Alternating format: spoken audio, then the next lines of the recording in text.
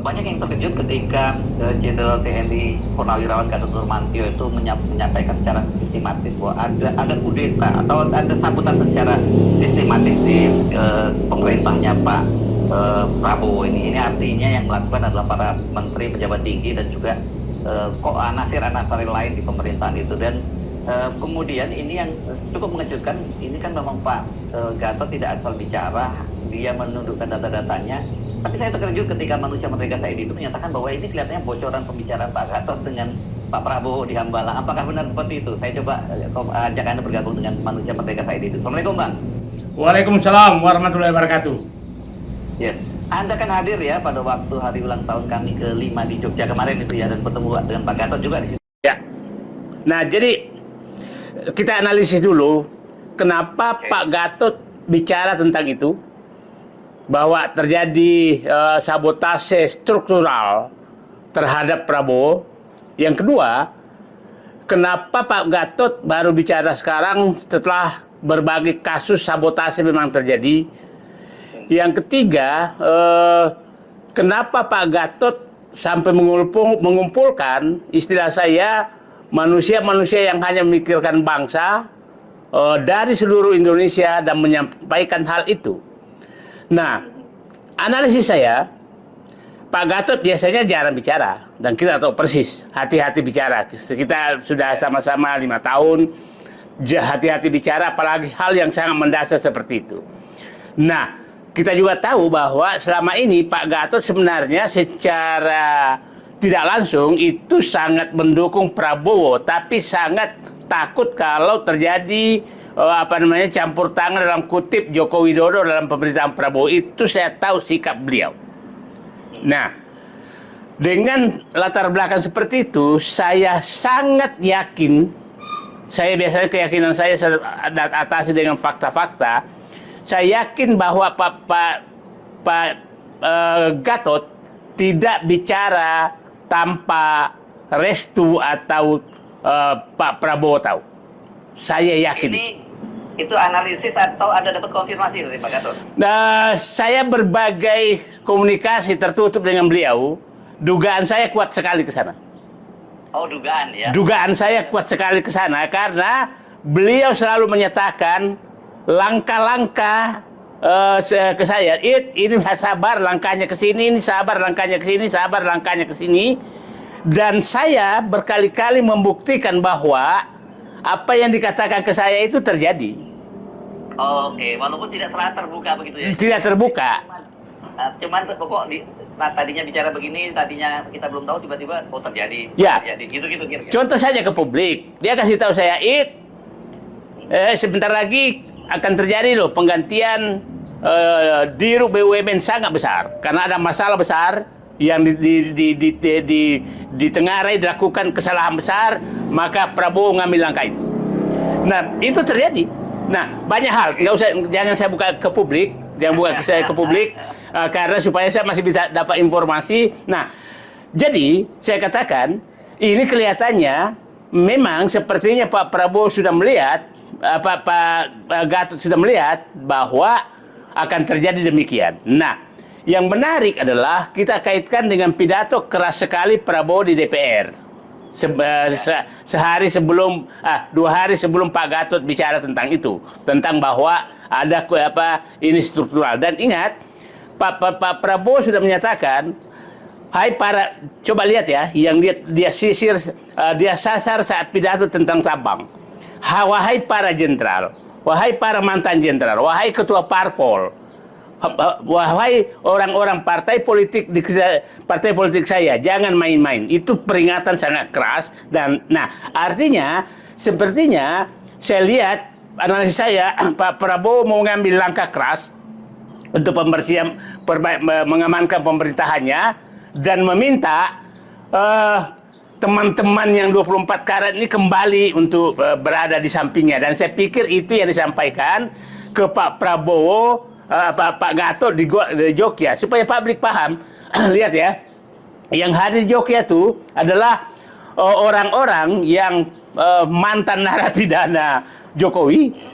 Dan coba ada Rocky Gerung, ada Sahganda, ada Jumhur, ada Edi Mulyadi, ada semua orang tokoh-tokoh, ada Din Samsudin, malah ada Nyala Mataliti, ada Tiasno Sudarto, hampir semua tokoh hadir. Dan yang menarik adalah bahwa kehadiran tokoh itu, dan saya yakin tokoh ini juga dapat informasi dan memberikan timing kepada Pak Prabowo agar 1 tahun pemerintahannya intinya harus lepas dari rezim Jokowi. Jadi dua kejadian yang kejadian di Jogja itu menurut saya kesepakatan kami yang terdiri tokoh-tokoh pendukung Prabowo selama ini dan tidak maksudnya koalisi aksi menyelamatkan Indonesia. Nah, koalisi aksi menyelamatkan Indonesia. Kita harus ingat Bang Hersu, koalisi aksi menyelamatkan Indonesia kan memang lahir untuk menyelamatkan bangsa dari Joko Widodo. Itu clear. Nah, jadi ini berkumpul orang-orang yang menyatakan bahwa ini harus selamatkan lagi bangsa ini dari Joko Widodo yang sedang menumpang di perahunya rezim Prabowo. Kira-kira itu ininya. Dan berkumpul orang-orang yang selama ini ingin menyelamatkan negeri ini dari Joko Widodo. Dan sekarang mereka berkumpul kembali 5 tahun setelah melihat bahwa ada ancaman terhadap rezim Prabowo lewat orang-orang Joko Widodo yang ada dalam kabinet. Dan itulah yang diuraikan secara lengkap oleh Gatot Nurmantio. Dan tokoh-tokoh itu hampir seragam semua, termasuk orang yang kita kenal sudah agak dekat dengan agak di dalam dengan pemerintahan Prabowo adalah Saganda, Jumhur, dan sepertinya mengaminkan semua itu. Jadi saya menyatakan pernyataan Gatot di Jogja di acara kami adalah sinyal kepada Prabowo bahwa segera selamatkan bangsa ini dari Joko Widodo, dari gerakan, mohon maaf, anasir-anasir yang melakukan yang sedang melakukan perusakan pemerintahan dari dalam. Itu Mas Hersu. Ya. Oke. Ini tentu saja sangat menarik ya, karena ini dikaitkan dengan dulu waktu awal-awal kan kita teringat ya, ada bocoran juga misalnya dari Koni yang dia mengakunya dari Rosan Roslani, ketua TKN, tapi walaupun kemudian dibantah. Katanya ini memang kalau dulu bahasanya perjanjian gitu ya, 2 tahun, tapi itu dibantah. Tapi kelihatannya target 2 tahun itu memang tetap jadi ya, timeline buat mereka untuk berkuasa atau tidak sama sekali nih, kira-kira begitu ya. Saya melihatnya eskalasinya semakin kelihatan dan tapi saya pikir begini, kita harus waspada. Beginilah, orang-orang di sekitar Prabowo yang paling dekat, kita paham bahwa orang-orang ini adalah orang-orang yang sangat dekat dengan Jokowi. Saya pikir Sekap orang tahulah siapa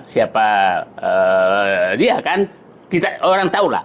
Nah, yang mengendalikan politik juga sama, itu Joko. Nah, bahkan yang menjadi pertanyaan kemarin adalah apa urgensi di tengah-tengah dinamika pemerintahan atau Pak Dasko ketemu dengan 4 mata dengan Wapres. Ya kan, ini kita tidak tahu. Mudah-mudahan adalah pesan dari Prabowo untuk disampaikan kepada Gibran. Tapi kalau sebaliknya terjadi, Gibran menyampaikan pesan Joko Widodo ke Dasko, itu yang kita ini kan, karena agak aneh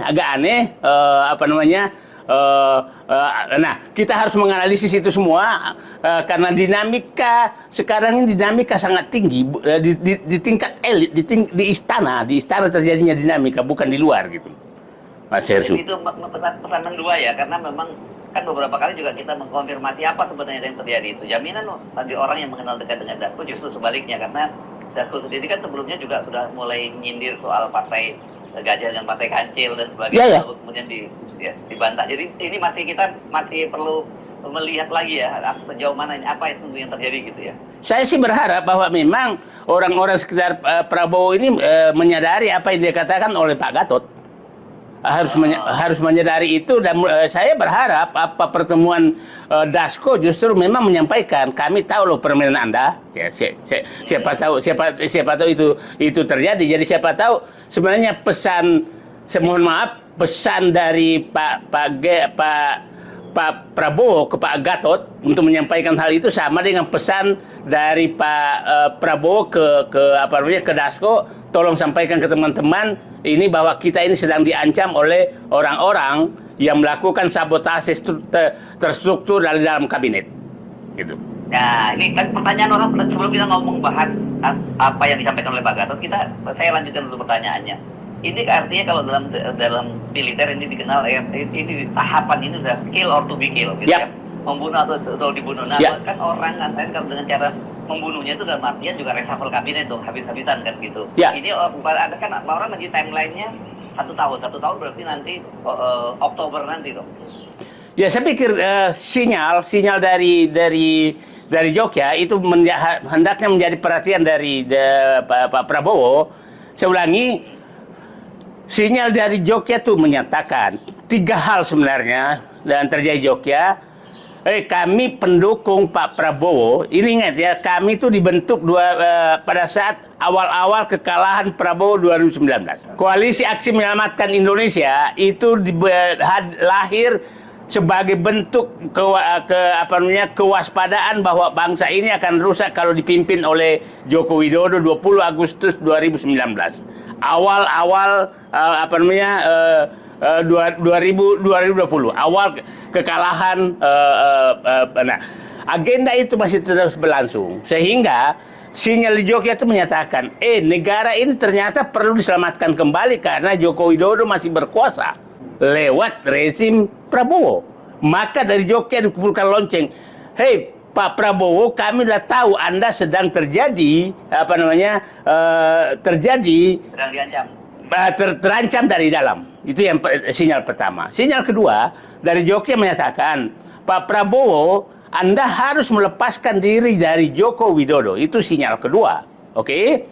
Sinyal ketiga bahwa kami, Koalisi Aksi Menyelamatkan Indonesia, dan orang-orang yang pendukung Prabowo selama ini yang ingin menyelamatkan Indonesia dari Joko Widodo memberikan waktu untuk sinyal bahwa berpisah dari Joko Widodo sampai 1 tahun pemerintahan Prabowo, itu 20 Oktober 2025. Itu seperti 3 sinyal itu yang lahir dari Jogja kepada Presiden Prabowo untuk menyatakan tadi, Bang Hersum menyatakan to kill or to be killed.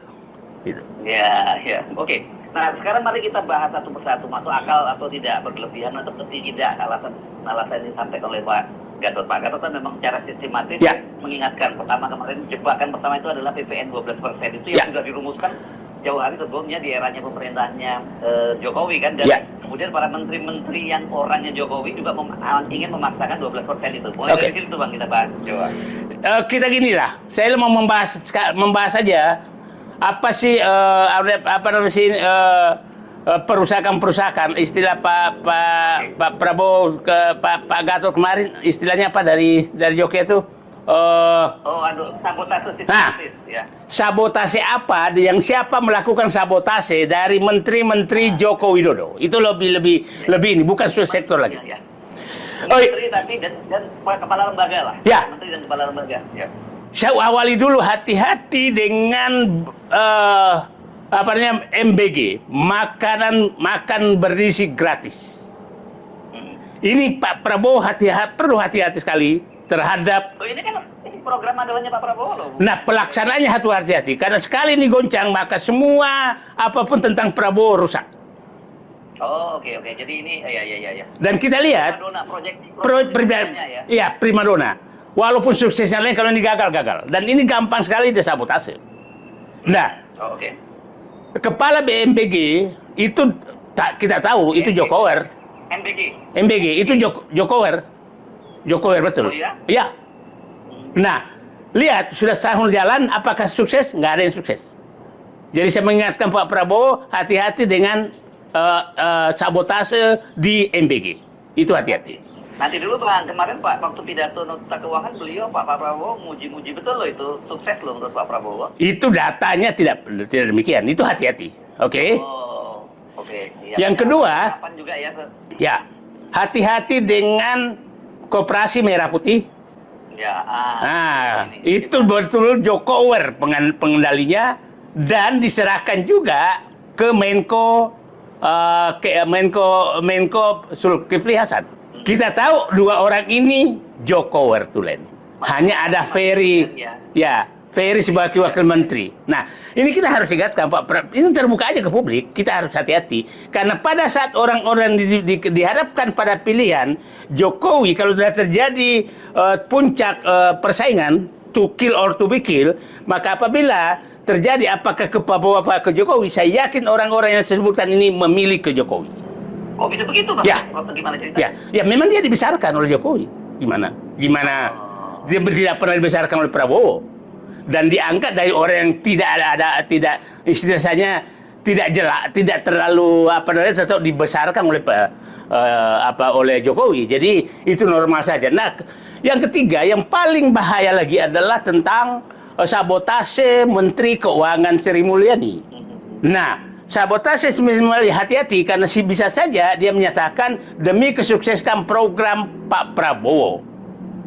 Padahal sebenarnya adalah untuk menutupi kerusakan-kerusakan yang dibuat saat dia Menteri Keuangan Joko Widodo. Iya, 2 periode dia ya. Menteri Keuangan dan mempertanggungjawabkan anggaran sekarang yang hutangnya membengkak dan defisit sampai 600 triliun lebih itu gitu ya. Ya, jadi yang saya was-was adalah Pak Prabowo dijadikan bumper untuk menutupi kesalahan, istilah saya itu duet Mulyono Mulyani terhadap utang. Gawat betul. Oke. Nah, terhadap utang, terhadap pajak, terhadap lain-lain, terhadap pemotongan anggaran daerah, macam-macam, dengan berbagai alasan menyatakan Pak Prabowo kita melakukan efisiensi. Padahal efisiensi dilakukan dalam memotong semua anggaran yang harusnya ke rakyat, tapi tidak memotong anggaran ke elit, oke? Tidak memotong anggaran tidak memotong anggaran ke mengurangi utang, tidak memotong anggaran ke atas, dia memotong anggaran ke bawah. Nah, ini yang saya was-was adalah sabotase keuangan fiskal dan keuangan oleh Sri Mulyani untuk menutupi kesalahan duet Mulyani-Mulyono 10 tahun terakhir. Itu yang kedua. Yang ketiga, yang keempat adalah hati-hati dengan sabotase Menteri Bahlil Lahadalia. Oke? Nah, sabotase ini sudah sering dilakukan. Yang dijelaskan Pak Gatot juga kemarin kan, tentang gas 3 kg, tentang penilaian tambang, dan lain-lain. Nah, ingat, hati-hati lagi, ada program yang dimunculkan oleh Bahlil menyatakan bahwa tambang akan dibagi-bagi ke rakyat. Hati-hati, ini adalah jebakan populis. Nah, seakan-akan memberikan ke tambang ke rakyat. Rakyat tidak mungkin mengelola tambang tanpa modal. Rakyat tidak mungkin mengelola tambang tanpa teknologi. Rakyat tidak mungkin mampu mengelola tambang tanpa pemasaran. Nah, akhirnya sebenarnya rakyat atasnamakan, tapi saya punya keyakinan pemodal sudah siap, yang punya teknologi sudah siap, dan hanya mengatasnamakan rakyat. Ini jebakan yang harus diwaspadai oleh Pak Prabowo. Dan ingat, tidak ada sukses story Pak Bahlil untuk mengelola investasi yang dilakukan untuk rakyat. Itu hanya untuk kelompoknya dan pengusaha, dan itu yang dilawan Prabowo sekarang. Nah, itu yang hati-hati. Nah, yang ketiga, yang keempat tadi. Sekarang kelima ya. Yang kelima, sekarang kita masuk kepada Menko Perekonomian. Menko Perekonomian ini sekarang Airlangga Hartarto kelihatannya sama sekali tidak bergigi apapun, tidak melakukan apapun, dan ini tidak melakukan fungsinya sebagai Menko untuk mengendalikan perekonomian nasional. Tidak ada sama sekali yang dia lakukan. Jadi maksudnya, ya. Itu? Nah, saya punya keyakinan bahwa kalau dia mau melangkah itu kita tahu kan bertahannya dia kan karena seakan-akan kasusnya ditutup oleh Joko Widodo kan. Nah, siapa tahu ancaman itu masih ada terus. Lu terlalu bantu Prabowo, maka ku tarik tali ini, gitu kan? Nah, sehingga seakan-akan tidak bisa membantu Pak Prabowo apapun. Tidak ada. Dia di waktu itu dipaksa mundur juga ya dari Golkar ya. Dipaksa mundur ya. Maksud saya orang ini sudah dalam kerangkeng, nggak bisa ngapa-ngapain, dan itu sangat bahaya. Dan saya punya keyakinan juga orang ini kalau terjadi ketegangan tingkat tinggi dan pilihannya hanya Prabowo atau Jokowi, maka dia ke Jokowi karena ada kasus yang dipegang. Terpaksa ya. Terpaksa. Nah, kita masuk ke Menteri Zulkifli Hasan. Zulkifli Hasan. Tadi sudah dibahas soal pangan. Oke. Enggak, Zulkifli Hasan terkait dengan tadi sudah saya bahas tentang yang bahaya tentang koperasi, karena dia yang mengendalikan. MBG dan koperasi. Ya, koperasi ini saya akan mengendalikan. Dan kita lihat pernyataannya itu sama sekali tidak berisi, lebih enak membaca medsos daripada pernyataan Menko Zulkifli Hasan. Saking tidak ada kualitas sama sekali, jadi memang ingin jadi saya katakan sekarang Pak Prabowo betul-betul maju sendirian tanpa bantuan menteri-menteri. Kalau menteri-menteri yang ada, yang menterinya Pak Prabowo kelihatannya tidak bisa mengimbangi menterinya Joko Widodo, tidak bisa mengimbangi, karena memang menteri-menteri Prabowo ini diberikan kekuasaan yang yang tidak langsung menyentuh rakyat. Nah sekarang saya contoh lagi, Menteri Pertanian ini, saya tidak menyatakan Jokowi, tapi ini juga kita harus hati-hati karena kesalahan data pertanian, kesalahan tidak akan memberikan dampak langsung seperti sekarang. Penertiban menyatakan swasembada beras, ternyata harga naik, kan nggak masuk akal. Ya hati-hati dengan data beliau. Nah yang kedua, penertiban terhadap beras oplosan tanpa landasan untuk memperbaiki, maka itu membuat kelangkaan beras di pasar. Nah, udah mulai mahal ya, mau naik. Mahal sekali beras sekarang. Nah, ini yang harus hati-hati, karena begini, menangani beras ini bukan pekerjaan gampang. Asal publik tahu, itu kira-kira konsumsi beras itu 3 juta ton per bulan. 3 juta ton per bulan. Per hari berarti berapa? Nah, kalau kesalahan kebijakan 1 hari itu langsung memberikan dampak. Ini yang harus dipahami oleh Menteri Pertanian, agar dalam mengambil kebijakan jangan ada lag sama sekali untuk menyebabkan kelangkaan beras. Nah, kita masuk ke perumahan rakyat. ARA. Nah, ARA itu mungkin memang Jokowi, tapi kita menganggap ARA itu menterinya oligarki. Oke? Jadi musuh Prabowo kan ada 2, Jokowi dan oligarki. Iya kan? Dan 3 juta rumah itu adalah program salah satu janji kampanye Pak Prabowo. Betul. Dan dia hanya keluar dengan teori dan tidak ada fakta sama sekali, sehingga Fahri Hamzah sudah tidak tahan menyatakan mohon maaf, itu sebenarnya 0 dan itu yang benar.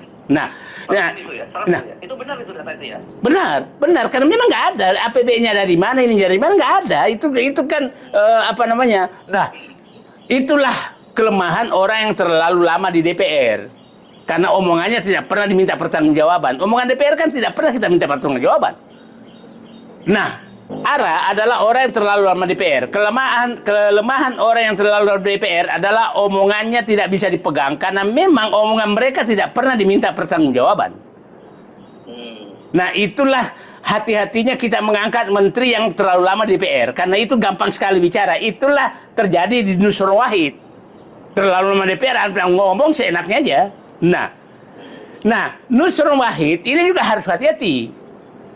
Nusron Wahid, landasan pengetahuan, landasan moral, landasan perjuangan itu tidak kuat untuk menghadapi ini. Akhirnya salah terus.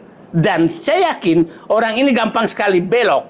Ingat ya, jadi Pak Prabowo sekarang menghadapi sabotasi dalam itu, 1 dari Jokowi, 2 adalah orang dari yang tidak punya kemampuan sama sekali, yang ketiga adalah memang menjadikan jabatannya sebagai agenda politik kepentingan pribadinya. Itu 3 yang sedang dihadapi oleh Prabowo. Nah, kita masuk lagi ke Jokowi lain.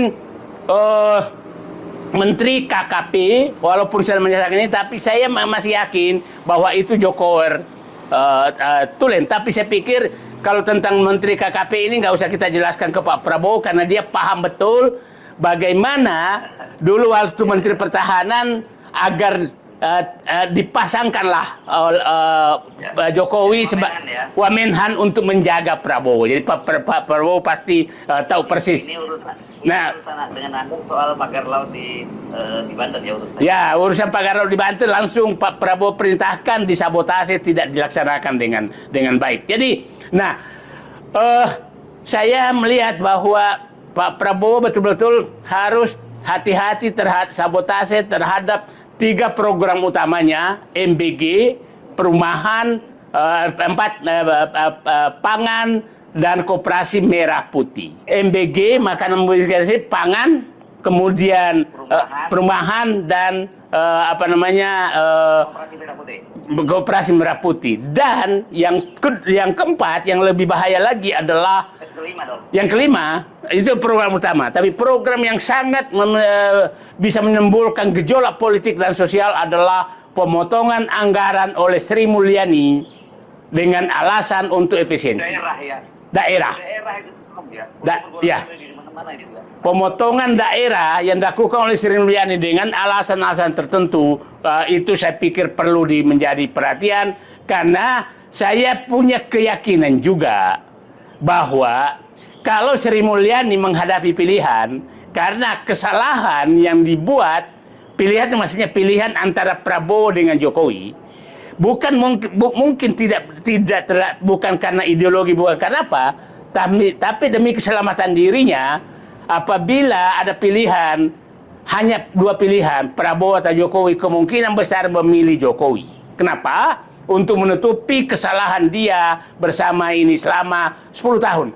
Karena ini tinggal menunggu waktu kok. Akan terbuka semua kesalahan Sri Mulyani dengan Jokowi yang dilakukan selama 10 tahun. Itu biang keroknya adalah mereka berdua yang memberikan kebebasan untuk menambah utang sebesar-besarnya. Ini kan mulai terbuka tentang kereta api cepat. Semua akan mulai terbuka, dan itu tidak lepas dari ini Sri Mulyani. Nanti IKN akan muncul, nanti bandara akan muncul, semua akan muncul. Jadi, saya tidak menyatakan Sri Mulyani adalah Jokowi, tapi sabotase yang terjadi di sana adalah untuk menyelamatkan dirinya atas kesalahan 10 tahun yang pernah dilakukan bersama Joko Widodo. Oke, kalau mendengar penjelasan Anda jadi masuk akal, karena orang banyak menyatakan ini teori konspirasi begitu ya. Tapi kalau lihat data-data yang dijelaskan oleh Pak Gatot, kok make sense, masuk akal, runtut. Sekarang penjelasan dari Anda juga makin memperjelas soal itu.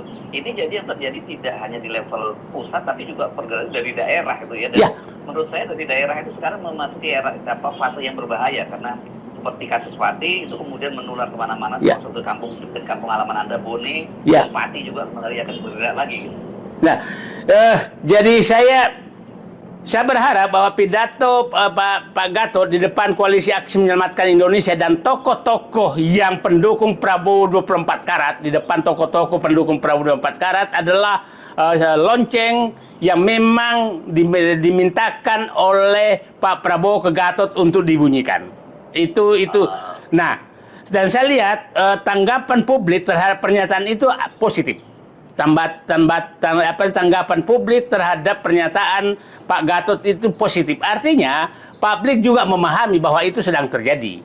Nah, inilah saya pikir Pak Prabowo menunggu sampai 20 Oktober menganalisis terhadap lemparan hasil kajian Pak Gatot terhadap kondisi pemerintahan Prabowo. Jadi kita harus menyatakan bahwa pidato Gatot di Jogja di depan Koalisi Aksi Indonesia adalah sinyal kondisi pemerintahan Prabowo dan bagaimana cara menyelamatkan bangsa Indonesia dengan memperbaiki pemerintahan Prabowo. Itu saya pikir ini ya Bang Hersut.